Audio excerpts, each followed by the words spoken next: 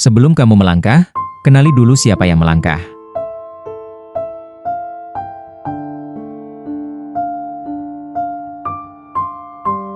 Halo sahabat. Pernahkah kamu merasa asing dengan dirimu sendiri?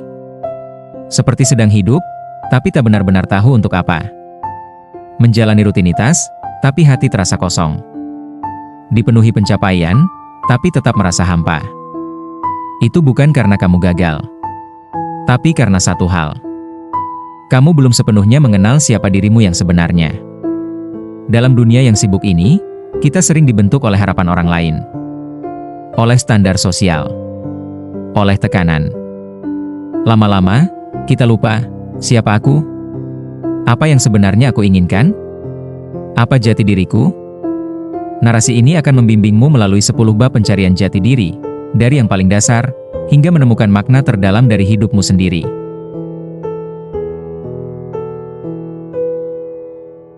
Sebelum kita mulai lebih jauh, tarik napas dalam-dalam, dan jujurlah pada diri sendiri. Apakah kamu benar-benar merasa mengenal siapa dirimu? Jika ada keraguan sekecil apapun, mari kita mulai perjalanan ini, dari pertanyaan paling mendasar. Kenapa kita bisa kehilangan jati diri? Bab 1. Kenapa kita kehilangan diri? Kita lahir jujur, tapi tumbuh dengan topeng. Sejak kecil, kita diajari menjadi anak baik, murid pintar, orang sukses.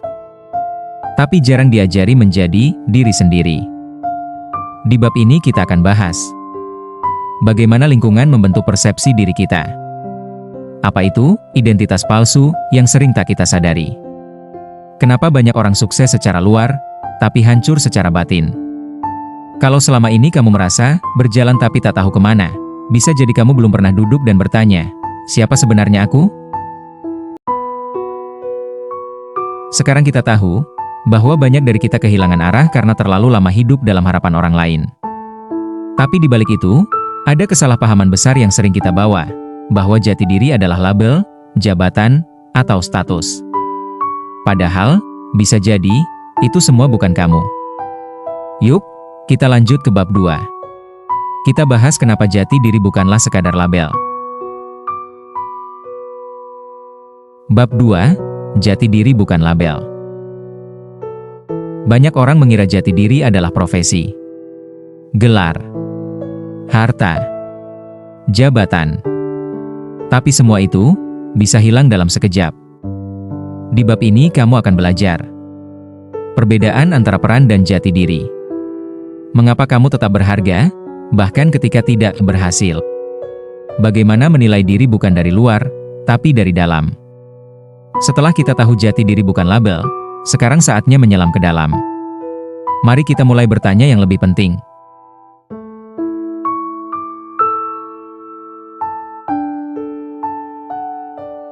Nah, sekarang kamu sudah tahu bahwa dirimu lebih dalam dari sekadar apa yang kamu miliki. Lalu, apa sebenarnya yang menjadi inti dari dirimu? Jawabannya seringkali tersembunyi dalam satu hal, apa yang membuat hatimu hidup. Kita lanjut. Bab 3. Apa yang membuat hatimu hidup? Apa yang membuat kamu merasa hidup? Bukan hanya sekadar sibuk, tapi benar-benar merasa berarti? Di bab ini, kamu akan diajak merenungkan. Aktivitas apa yang membuat kamu lupa waktu? Momen apa yang membuat kamu merasa, ini aku banget? Apa yang ingin kamu lakukan, bahkan jika tidak dibayar? Semakin kita tahu apa yang membuat kita hidup, semakin kita dekat dengan jati diri. Tapi jangan lupa, ada masa lalu yang harus kita akui juga. Saat kamu mulai mengenali apa yang menghidupkan jiwamu, mungkin ada bagian yang masih terasa berat.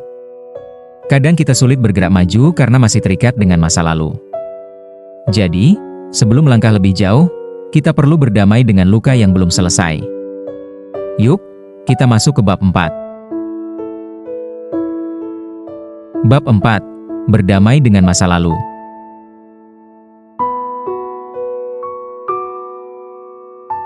Banyak dari kita kehilangan jati diri karena trauma. Karena luka yang belum sembuh. Karena suara masa lalu yang terus membisikkan, kamu nggak cukup. Kita bahas bagaimana masa kecil membentuk persepsi diri. Cara mengidentifikasi luka batin yang belum selesai. Teknik menulis surat untuk diri sendiri di masa lalu. Setelah berdamai, kini kamu punya ruang kosong yang siap diisi. Tapi dengan apa?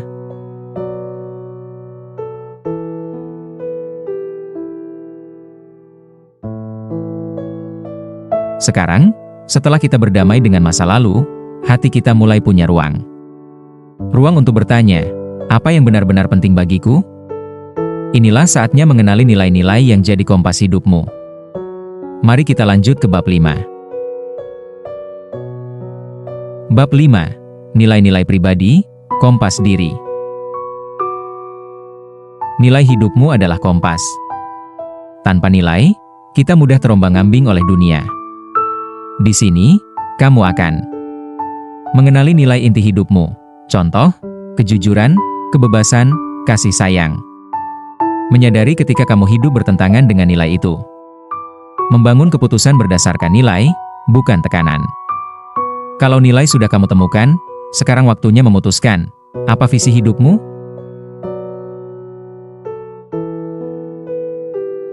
Menemukan nilai hidup ibarat memegang kompas. Tapi, kita butuh peta. Dan peta itu adalah visi hidup. Kamu perlu tahu mau kemana, agar tak mudah dibelokkan oleh dunia. Yuk, kita lanjut ke bab 6, menyusun visi diri. Bab 6, menyusun visi diri.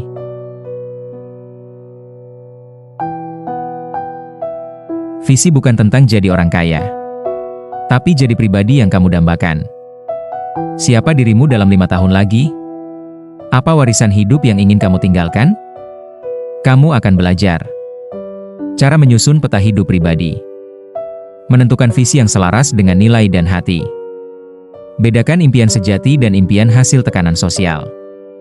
Setelah tahu visimu, sekarang saatnya menjalaninya dengan konsisten.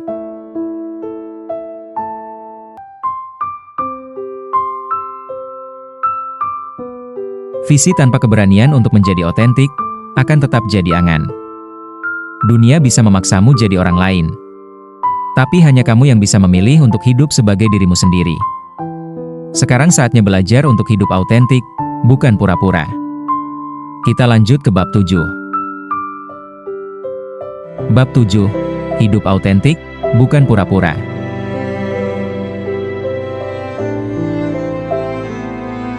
Menjadi diri sendiri di dunia yang ingin kamu jadi, orang lain, adalah keberanian sejati.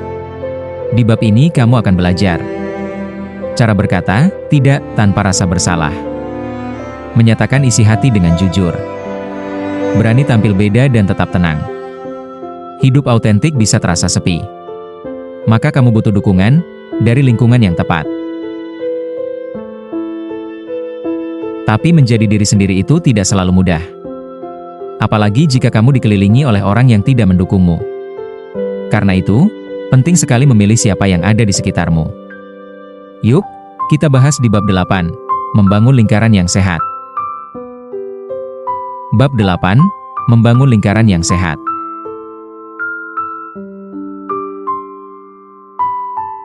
Lingkungan bisa mematikan jati diri, atau menghidupkannya. Siapa 5 orang yang paling sering kamu temui? Apakah mereka mendukungmu, atau melemahkanmu? Kamu akan belajar cara mengenali hubungan yang sehat. Menjauh secara damai dari lingkungan toksik. Membangun komunitas kecil yang mendorong pertumbuhan. Kini kamu sudah berjalan cukup jauh. Tapi bagaimana menjaga agar jati dirimu tak hilang lagi? Kamu sekarang sudah tahu siapa dirimu, dan siapa yang pantas ada di sekitarmu. Tapi perjalanan belum selesai. Karena jati diri bukan sesuatu yang ditemukan sekali, lalu selesai. Ia harus dirawat setiap hari. Kita lanjut ke bab 9, cara merawat jati diri dalam kehidupan sehari-hari. Bab 9, merawat jati diri setiap hari. Menemukan jati diri bukan satu momen besar, tapi ribuan momen kecil. Setiap hari adalah kesempatan untuk memilih jadi dirimu sendiri. Tips harian. Journaling, apa yang aku rasakan hari ini? Satu hal kecil yang selaras dengan jati dirimu. Meditasi singkat untuk mengingat diri sendiri. Kini saatnya menguatkan semuanya dalam satu keputusan. Sekarang, kamu telah menyelami dirimu dari masa lalu, nilai, hingga arah hidupmu. Saatnya membuat satu keputusan penting. Untuk hidup sebagai dirimu yang utuh, bukan versi yang disukai semua orang. Ini adalah langkah terakhir, sekaligus awal dari kehidupan baru. Mari kita masuk ke bab 10, menjadi diri sendiri sepenuhnya. Bab 10, menjadi diri sendiri sepenuhnya. Di akhir semuanya, kamu sadar. Kamu bukan versi yang disukai semua orang. Tapi kamu adalah versi yang paling kamu hormati sendiri. Kamu akan membuat komitmen untuk berhenti menyenangkan semua orang. Untuk hidup dalam kejujuran, bukan pencitraan. Untuk bertumbuh, bukan membandingkan. Kamu tidak harus menjadi siapapun. Cukup jadi dirimu sendiri. Terima kasih sudah mendengarkan sampai akhir. Perjalanan menemukan jati diri adalah perjalanan sepanjang hidup. Kadang kamu akan tersesat lagi. Kadang kamu akan tergoda memakai topeng lagi. Tapi kali ini, kamu tahu caranya kembali. Kembali ke rumah, yaitu dirimu sendiri. Sampai bertemu di versi terbaik dari dirimu.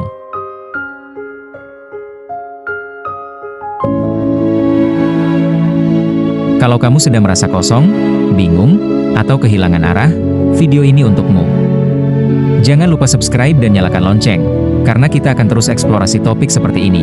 Refleksi, jati diri, psikologi diri, dan healing batin. Tulis di komentar, apa yang paling kamu sadari setelah menonton ini?